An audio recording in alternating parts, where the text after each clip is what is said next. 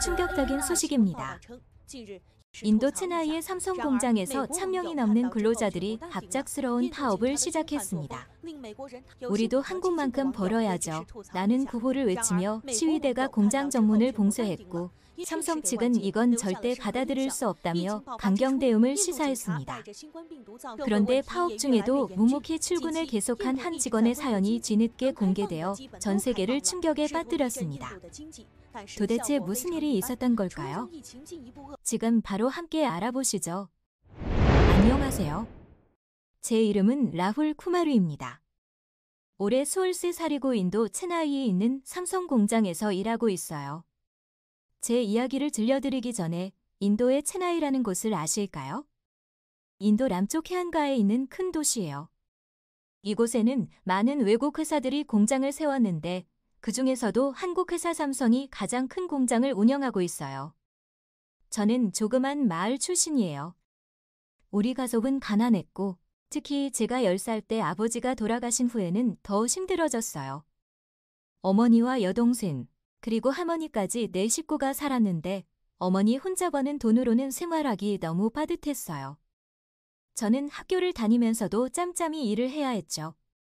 신문 배달, 식당 설거지, 가게 물건 나르기 등 할 수 있는 일은 다 했어요. 고등학교를 졸업한 무렵 어머니가 심하게 아프셨어요. 오랫동안 무리하게 일하시면서 몸이 많이 상하신 거예요. 병원에 가보니 심장 수술이 필요하다고 했어요. 그런데 수술비가 무려 50만 루피 나 필요했어요. 우리 가족에게는 상상도 할 수 없는 금액이었죠. 그때 우리 마을에 큰 소식이 들려왔어요. 삼성이라는 한국 회사가 체나이에 큰 공장을 짓고 직원을 뽑는다는 거예요. 라훌, 너 영어도 잘하고 학교 성적도 좋으니 한번 지원해봐. 우리 마을 선생님이 제게 말씀하셨어요. 처음에는 자신이 없었어요. 큰 외국 회사에서 저 같은 시골 출신을 뽑을까 싶었거든요. 하지만 어머니의 병원비를 생각하면 도전해보지 않을 수 없었어요. 지원서를 내고 한 달 후 기적처럼 면접 기회가 왔어요. 버스를 3번이나 갈아타고 차나이 시내에 있는 삼성 사무실에 도착했어요. 제 앞에는 대학을 나온 멋진 지원자들이 많았어요. 그들과 비교하면 저는 정말 초라해 보였죠. 하지만 면접관님께 제 상황을 솔직하게 말씀드렸어요. 저는 대학은 못 갔지만 열심히 배우고 성장하겠습니다. 제게 기회를 주신다면 절대 실망시키지 않겠습니다. 어머니의 수술비를 모아야 해서 정말 이 일자리가 필요합니다. 2주 후 기적이 일어났어요. 합격 통지를 받은 거예요. 그날 밤 우리 가족 모두 기쁨의 눈물을 흘렸어요. 이제 엄마 수술도 할 수 있게 됐어. 여동생 프리아가 소리쳤어요. 할머니는 계속 신께 감사 기도를 드리셨고요. 삼성에서 일한 첫날을 아직도 생생히 기억해요. 깨끗하고 현대적인 공장 건물에 들어섰을 때 정말 놀랐어요. 우리 마을 건물과는 비교도 안 될 정도로 멋졌거든요. 게다가 시원한 에어컨까지 있었어요. 처음에는 스마트폰 부품을 조립하는 일을 맡았어요. 손이 작고 섬세한 덕분에 금방 일을 배울 수 있었죠. 가장 놀라웠던 건 월급이었어요.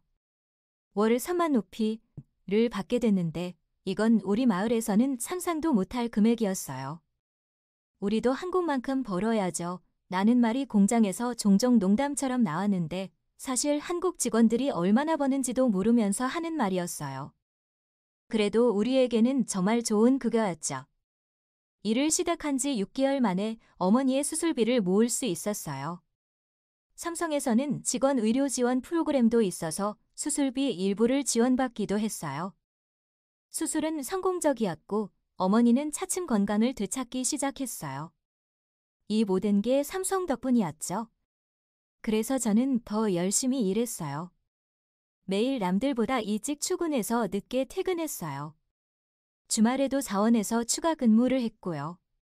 제 노력을 알아봐 주신 분은 품질관리부의 비카스 과장님이었어요.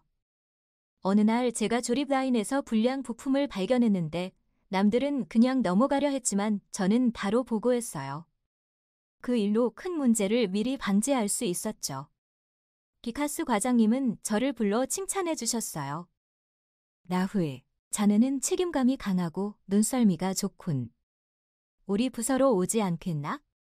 그렇게 저는 입사 1년 만에 품질관리부로 옮기게 됐어요. 월급도 4만 높이로 올랐고요. 새 부서에서는 한국 본사와 연락을 주고받는 일도 있었어요. 그래서 비카스 과장님 추천으로 한국어를 배우기 시작했어요. 매일 퇴근 후 2시간씩 한국어를 공부했어요.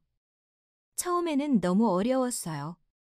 안녕하세요라는 간단한 인사도 제대로 못했으니까요. 하지만 3개월 후부터는 간단한 대화가 가능해졌어요. 어느 날 한국에서 박성민 이사님이 공장을 방문하셨어요. 통역사가 갑자기 아파서 못 나오게 됐는데 비카스 과장님이 저를 추천해 주셨어요. 떨리는 마음으로 통역을 시작했는데 박 이사님께서 제 한국어 실력을 칭찬해 주셨어요. 라훌 씨, 한국어 정말 잘하네요. 앞으로가 기대됩니다. 그 일을 계기로 저는 한국 본사와 직접 소통하는 중요한 업무를 맡게 됐어요.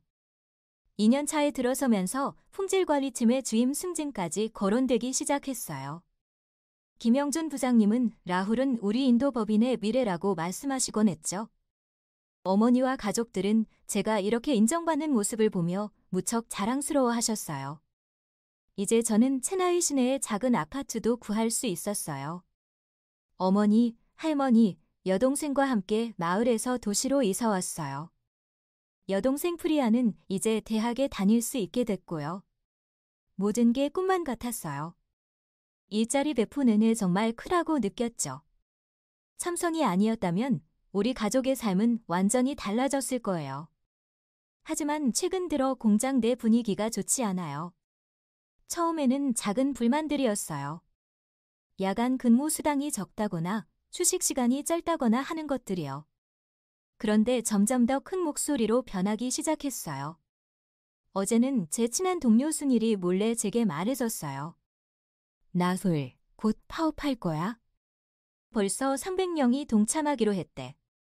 우리도 한국 직원들처럼 대우받아야 한다고 생각하지 않아? 저는 깜짝 놀랐어요. 파업이라니요. 지금 시점에서 파업은 너무 위험한 거 아닐까요? 게다가 제가 주임 승진을 앞두고 있는 상황에서요. 솔직히 말하면 저는 삼성이 우리에게 충분히 좋은 대우를 해준다고 생각해요. 제 친구 아디티아는 중국 회사에서 일하는데 그곳보다 삼성의 근무 환경이 훨씬 좋거든요. 하지만 이런 생각을 직접 말하기는 어려워요. 라훌은 회사에 너무 충성적이야 라는 소리를 들을까 봐요. 마음이 복잡하네요. 내일 출근하면 어떤 상황이 펼쳐질지 걱정이 됩니다.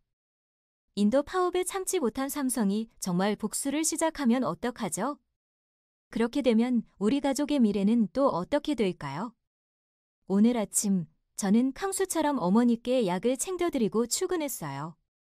하지만 공장 정문에 도착하자마자 뭔가 분위기가 이상하다는 걸 느꼈어요. 평소라면 활기찬 인사를 나누던 동료들이 여기저기 모여서 소곤소곤 이야기를 나누고 있었거든요. 제 동료 아론이 제게 다가와 속삭였어요. 라훌, 잠깐 얘기 좀 할 수 있을까? 우리는 공장 뒤편 조용한 곳으로 갔어요. 아론의 투성이 심각했어요. 파업 계획이 확실해졌어. 내일부터 시작한대. 벌써 500명이 넘는 사람들이 참여하기로 했어. 제 심장이 쿵 내려앉는 기분이었어요. 500명이라니 우리 공장 직원의 4분의 1이 넘는 숫자였어요. 요구사항은 뭔데? 제가 물었어요. 임금 15% 인상, 야간 근무수당 30% 추가, 그리고 노동시간 단축이야. 한국 본사에서 가져가는 이익에 비하면 우리가 받는 건 너무 적다고들 해. 저는 고개를 저었어요. 그래도 파업은 너무 극단적인 방법 아닐까? 대화로 해결할 수 없을까? 아론은 쓴웃음을 지었어요. 라훌, 넌 항상 그렇게 순진해. 회사가 우리 말을 들어줬으면 이미 해결됐겠지. 우리도 한국만큼 벌어야죠. 이건 당연한 요구야. 사무실로 돌아와 일을 시작하려 했지만 도무지 집중이 안 됐어요. 창밖을 보니 평소보다 많은 직원들이 모여 있었고 생산 라인도 평소보다 느리게 돌아가고 있었어요. 점심시간, 구내 식당은 평소와 달리 조용했어요. 다들 작은 목소리로 대화를 나누는데 제가 가까이 가면 말을 멈추는 것 같았어요. 혼자 밥을 먹고 있는데 우리 팀 동료 프라빈이 제 테이블에 앉았어요. 라훌, 너 파업 참여 안 할 거지? 저는 솔직하게 대답했어요. 못할 것 같아. 우리 어머니 약값도 있고 여동생 대학 등록금도 내야 하거든. 그리고 잠시 망설이다가 말을 이었어요. 솔직히 나는 회사가 우리에게 나쁘게 대했다고 생각하지 않아. 프라빈은 저를 실망스럽게 바라봤어요. 너 정말 회사에 길들여졌구나. 그들이 우리한테서 얼마나 많은 이익을 뽑아내는지 알아? 우리가 만든 스마트폰 하나가 인도에서 팔리는 가격이 우리 석 달 월급보다 비싸다고. 점심을 마치고 사무실로 돌아가는 길에 제 마음은 더 무거워졌어요. 한쪽에서는 가족에 대한 책임감, 다른 한쪽에서는 동료들과의 연대감이 저를 갈등하게 만들었어요. 오후에 김영준 부장님이 저를 사무실로 부르셨어요. 문을 열고 들어가자 부장님의 표정이 굳어 있었어요. 라훌 씨, 듣기로는 내일 파업이 있다고 하던데 사실인가요? 저는 잠시 망설였어요. 동료들에 대한 대신이 될 수도 있지만 거짓말을 할 수는 없었어요. 네, 그런 이야기가 있습니다. 많은 직원들이 참여할 계획인 것 같아요. 부장님은 깊은 한숨을 내쉬셨어요. 한국 본사에서 이미 알고 있어요. 어제 긴급 화상회의가 있었죠. 솔직히 말하면 상황이 좋지 않아요. 어떡해요? 본사에서는 이번 파업을 매우 심각하게 보고 있어요. 인도 시장은 삼성에게 매우 중요하지만 이런 노사 갈등이 계속되면 다른 지역으로 공장을 옮기는 것도 고려하고 있대요. 제 심장이 쿵 내려앉았어요. 공장이 이전한다면 저희 가족은 어떻게 될까요? 다시 가난으로 돌아가게 될까요? 라훌 씨는 파업에 참여하나요? 부장님이 조심스럽게 물으셨어요. 아니요. 저는 일할 겁니다. 부장님의 표정이 조금 풀어졌어요. 잘 생각했어요. 라훌 씨는 유만한 직원이에요. 이번 일이 잘 해결되면 주임 승진도 확실해요. 자리로 돌아오는 길에 마음이 더 복잡해졌어요. 제가 승진을 위해 동료들을 배신하는 걸까요? 아니면 그저 가족에 대한 책임을 다하는 걸까요? 퇴근 시간, 공장 정문 앞에는 이미 20명 정도의 직원들이 모여 있었어요. 그들 중에는 제가 잘 아는 얼굴도 많았죠. 순이, 라기, 아니타. 모두 좋은 동료들이었어요. 그들은 플래카드를 준비하고 있었어요. 공정한 임금을 요구한다. 노동자의 권리를 존중하라 같은 문구들이 써 있었어요. 순일이 저를 발견하고 손을 흔들었어요. 저는 어색하게 인사를 했어요. 라훌, 내일 너도 우리와 함께하지? 제가 망설이자 순일의 표정이 변했어요. 설마, 너 파업에 참여 안 할 거야? 미안해 순일. 난 지금 어머니 치료비도 있고 프리아 대학 등록금도 내야 해서. 순일은 실만한 표정으로 고개를 저었어요. 알았어. 하지만 기억해. 우리가 이번에 이기면 너도 혜택을 받게 될 거야. 우리 덕분에. 그 말이 마음에 콕 박혔어요. 맞아요. 제가 파업에 참여하지 않더라도 그들이 성공하면 저도 혜택을 받게 될 테니까요. 그렇다면 저는 정말 비겁한 건가요? 집으로 돌아오는 버스 안에서 창밖을 바라보며 생각에 잠겼어요.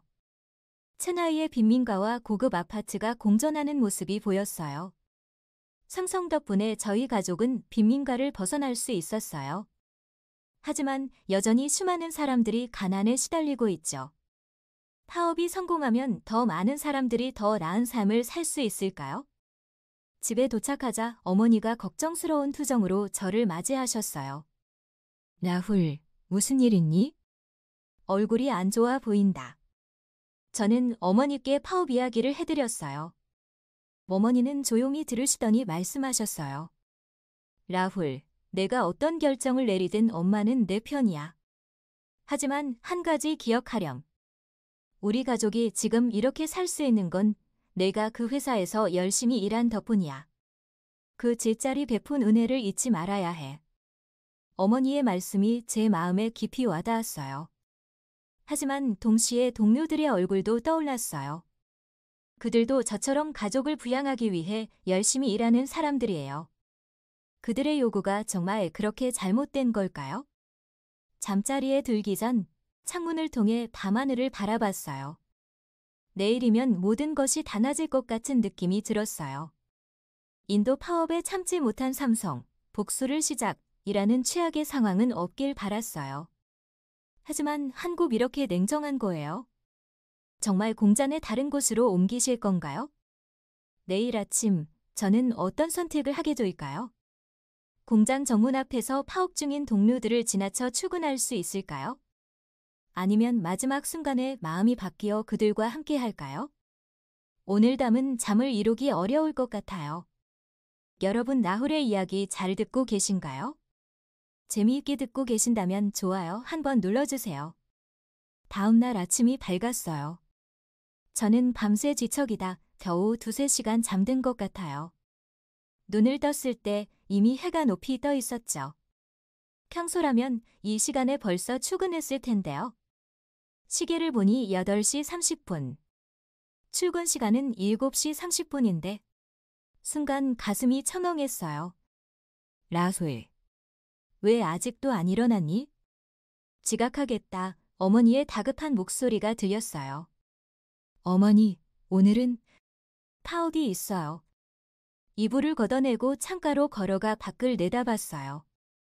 저희 아파트에서도 삼성공장 방향이 살짝 보이는데 멀리서 사람들이 모여있는 모습이 희미하게 보였어요. 그래서 너는 어떻게 할 거니? 어머니가 제 뒤에 서서 물으셨어요. 깊게 생각할 시간이 필요했는데 결국 이렇게 아침을 맞게 됐네요. 하지만 더 이상 미룰 수 없었어요. 결정을 내려야만 했죠. 저는 회사에 갈 거예요. 어머니는 아무 말씀도 하지 않으셨지만 제 표정을 보니 제 결정을 이해하신 것 같았어요. 서둘러 준비를 마치고 집을 나섰어요. 버스 정류장에서 공장 방향으로 가는 버스를 탔어요. 평소라면 직원들로 꽉 찬 버스가 오늘은 텅 비어 있었어요. 저 말고는 딱 3명만 타고 있었죠. 아마도 파업에 참여하지 않은 소수의 직원들인 것 같았어요. 공장이 가까워질수록 마음이 무거워졌어요. 멀리서 공장 정문이 보였는데 정문 앞에는 수백 명의 사람들이 모여 있었어요. 플래카드와 확성기를 든 사람들, 붉은 띠를 두른 사람. 그들의 함성이 멀리서도 들렸어요. 공정한 임금을 단다. 노동자의 권리를 존중하라. 우리도 한국만큼 벌어야죠. 버스에서 내려 천천히 걸어가자 시위대가 더 가까이 보였어요. 순일, 아론, 프라긴, 제 친한 동료들이 모두 그곳에 있었어요. 저는 입구 쪽이 아닌 옆길로 돌아 직원 통로로 향했어요. 아무에게도 보이지 않기를 바라면서요. 하지만 운이 없었어요. 아론이 저를 발견했어요. 나솔. 거기서. 저는 멈춰 서서 뒤를 돌아봤어요. 아론이 저를 향해 달려오고 있었어요. 라훌, 너 정말로 일하러 가는 거야? 미안해, 아론.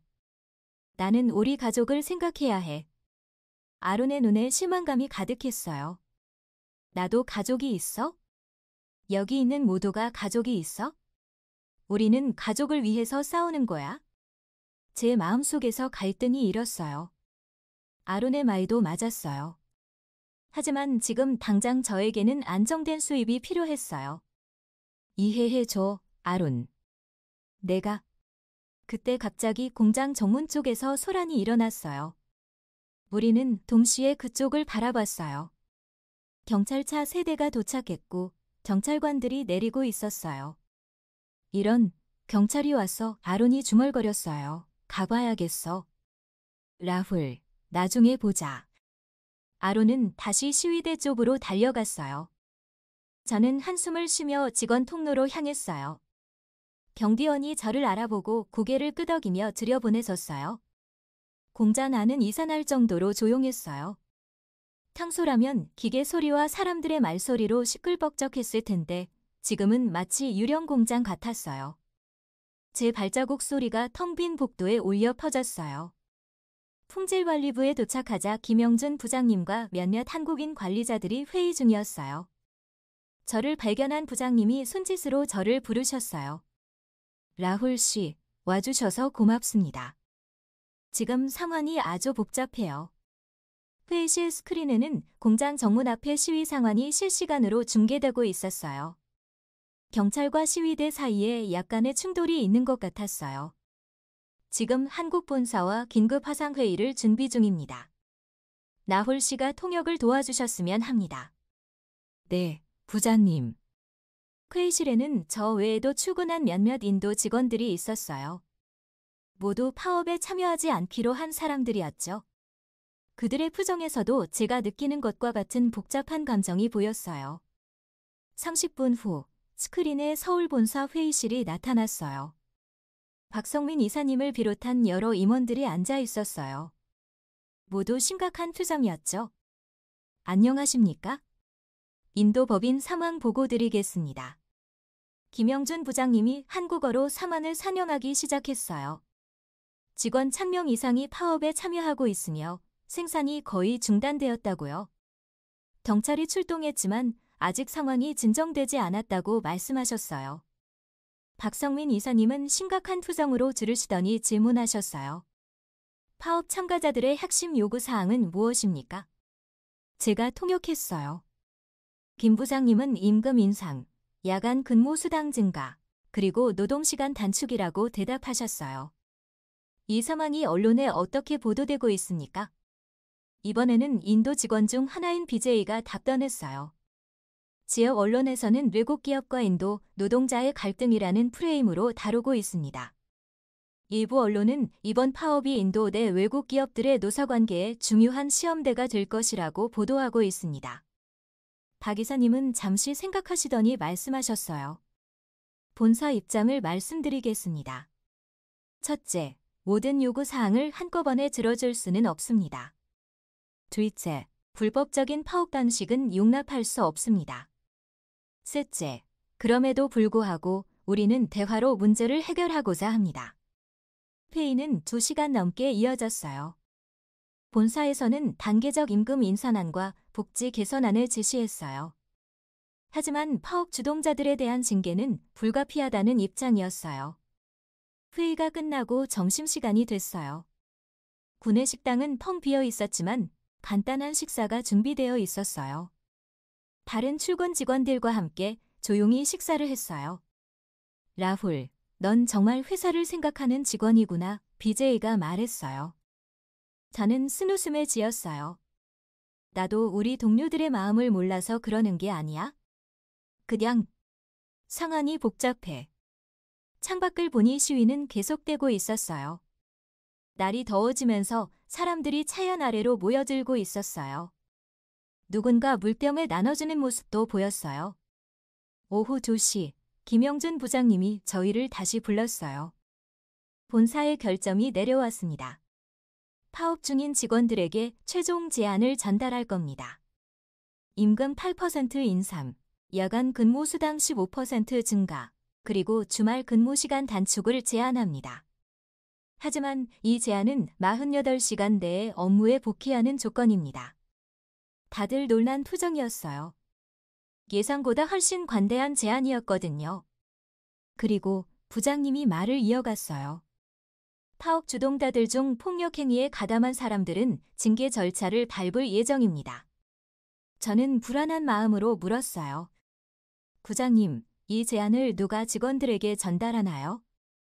김 부장님이 저를 바라봤어요. 라훌 씨가 인도 직원 대표로 나서주셨으면 합니다. 라훌 씨는 양쪽 모조의 신뢰를 받고 있으니까요. 순간 가슴이 철렁했어요. 저요. 파업 중인 동료들 앞에서 회사의 제안을 전달하라고요? 그들은 저를 배신자라고 생각할 텐데. 부장님, 제가 적임자인지 모르겠습니다. 라훌 씨, 지금 우리가 신뢰할 수 있는 사람은 라훌 씨뿐입니다. 부탁드립니다. 깊은 숨을 들이마셨어요. 이것이 제가 해야 할 일이라면 피할 수는 없겠죠. 알겠습니다. 부장님. 4시경, 저는 경비원 2명과 함께 공장 정문으로 나갔어요. 시위대는 여전히 그곳에 있었지만 아침보다는 인원이 줄어든 것 같았어요. 아마도 더위와 피로 때문일 거예요. 제가 나타나자 동료들이 놀란 표정으로 저를 바라봤어요. 순일이 앞으로 나왔어요.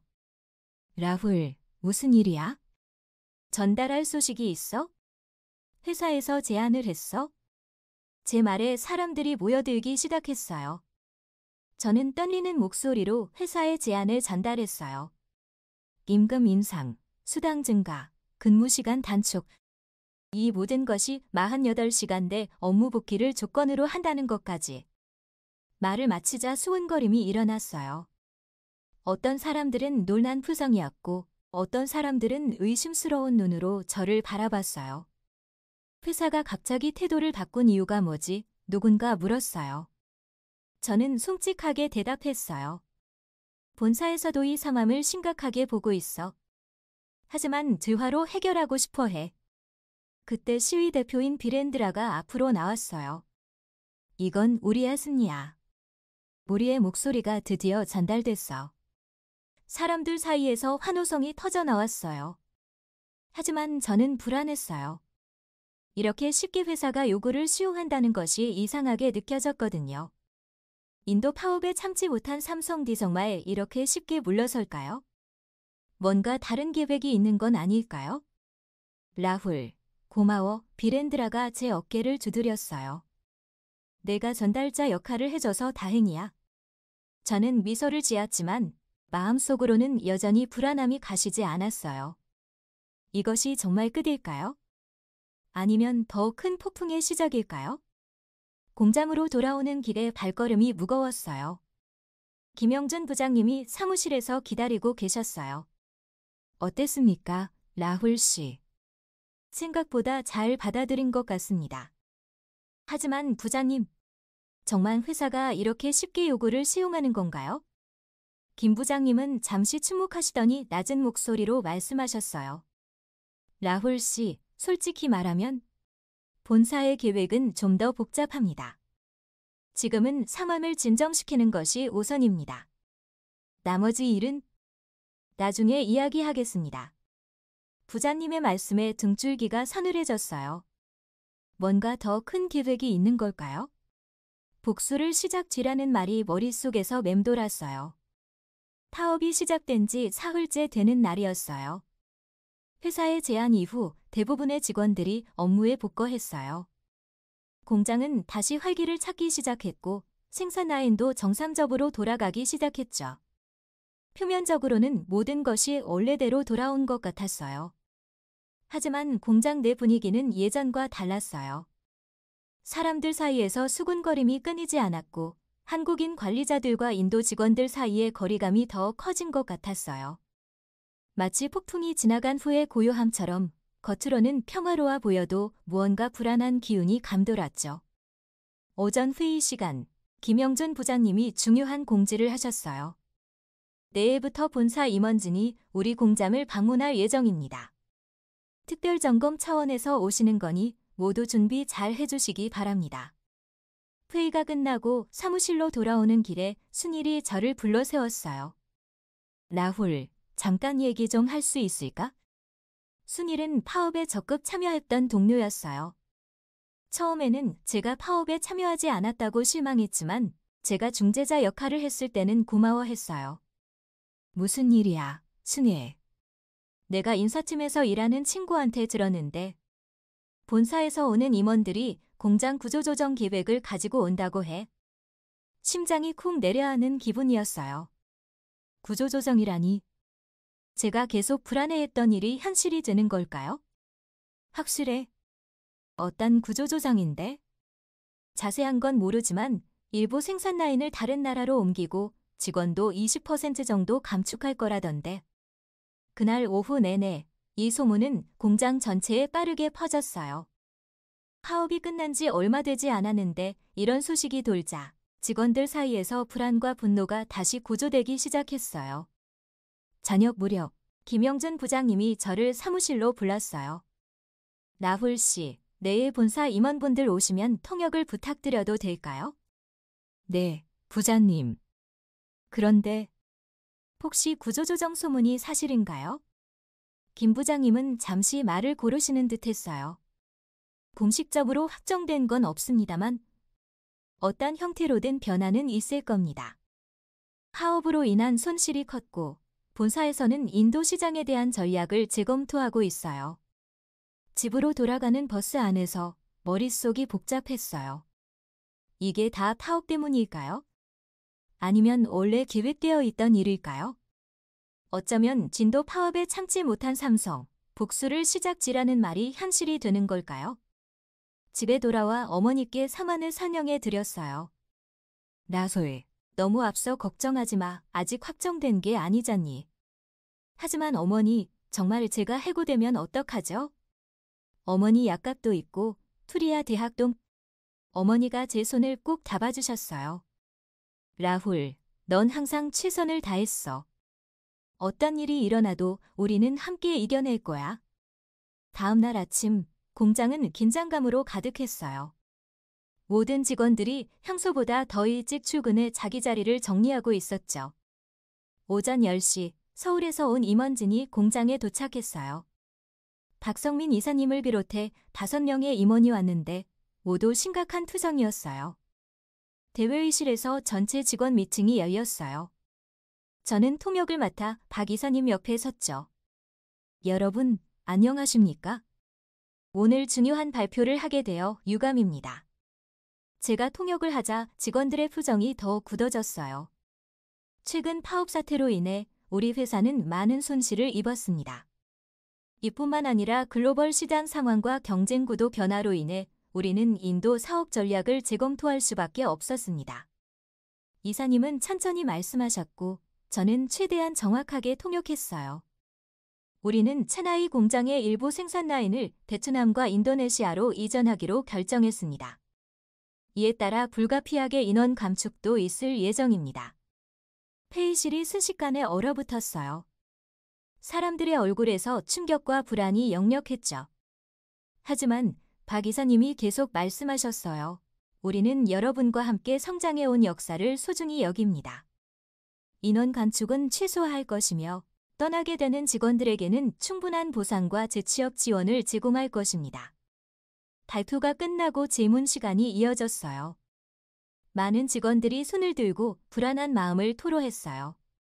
박 이사님은 모든 질문에 성실히 답변하셨지만 결정이 번복되지는 않을 것 같았어요. 미팅이 끝나고 저는 김영준 부장님과 함께 임원들을 안내했어요. 공장 투어를 마치고 사무실로 돌아오는 길에 박 이사님이 저를 불러 세우셨어요. 라훌 씨, 잠시 이야기 좀 할 수 있을까요? 네, 이사님. 라훌 씨가 이번 파업 상황에서 중요한 역할을 했다고 들었습니다. 매우 인상적이네요. 감사합니다. 이사님. 사실 오늘 발표한 구조조정 계획에서 라훌 씨에 관한 결정도 있습니다. 순간 가슴이 천렁했어요. 이제 제 차례인가요? 해고 통보를 받는 건가요? 라훌 씨를 서울 본사 글로벌 인재 프로그램에 추천하려고 합니다. 1년간 한국에서 교육받고 경험을 쌓은 후 더 중요한 역할로 돌아올 수 있을 겁니다. 어떻게 생각하세요? 놀라움에 말을 잇지 못했어요. 해고가 아닌 승진과 해외 파견이라니. 제 가족은 어떻게 하죠? 가족 지원 프로그램도 있습니다. 어머니의 의료 지원도 계속되고 필요하다면 가족 모두 한국으로 모실 수도 있습니다. 그날 저녁, 저는 기쁜 소식을 가지고 집에 돌아갔어요. 하지만 마음 한편으로는 무거웠어요. 많은 동료들이 일자리를 잃게 될 텐데 저만 좋은 기회를 얻는 것 같아 미안한 마음이 들었거든요. 라훌, 그건 내가 열심히 노력한 결과야. 자책할 필요 없어. 어머니가 위로해 주셨어요. 일주일 후 구조조정 계획이 공식 발표됐어요. 예상대로 직원 20%가 감원 대상이 됐고 일부 생산 라인은 다른 나라로 이전하게 됐어요. 하지만 당초 소문보다는 조금 완화된 내용이었어요. 떠나게 되는 직원들에게는 6개월치 급여와 재취업 교육이 제공됐죠. 저는 한국 파견 준비를 시작했어요. 어머니와 프리아는 일단 인도에 남기로 했고 제가 한국 생활에 적응한 후에 합류하기로 했어요. 출국 전날 저녁 파업 때 만났던 동료들과 마지막 저녁 식사를 했어요. 순이, 아론, 비렌드라. 다행히 그들은 감원 대상에서 제외됐어요. 라훌, 한국 가서 잘 지내. 우리 대신 복수해, 순일이 농담처럼 말했어요. 무슨 복수? 제가 웃으며 물었어요. 한국식 경영을 배워서 돌아와. 그래서 다음에는 우리가 더 잘 대응할 수 있게. 모조가 웃었지만 그 말에는 진심이 담겨 있었어요. 결국 이번 일은 회사와 직원 모두에게 교훈이 된 것 같아요. 회사는 직원들의 목소리에 더 귀 기울여야 한다는 것, 직원들은 자신들의 요구를 더 전략적으로 전달해야 한다는 것이. 다음 날 아침 인천행 비행기에 오르면서 창밖을 내다봤어요. 체나이의 아침 햇살이 공장 지붕 위에 반짝이고 있었어요. 3년 전 처음 이곳에 와서 느꼈던 설렘과 두려움이 다시 가슴에 차올랐어요. 새로운 여정이 시작되는 거예요. 인도와 한국, 두 나라 사이에서 다리 역할을 하게 될 제 미래가 어떻게 펼쳐질지 기대되면서도 조금은 두려웠어요. 하지만 한 가지 확실한 건 이제 제 인생은 완전히 달라졌다는 것이었어요. 인도의 어려운 환경에서 성공하여 한국까지 온 나훌의 이야기 어떠셨나요? 재미있으셨다면 구독, 좋아요를 눌러서 응원해주세요. 구독과 좋아요는 컨텐츠를 만드는데 정말 큰 힘이 됩니다. 다음 영상을 클릭하시면 더 많은 해외 반응 사연을 이어서 보실 수 있습니다.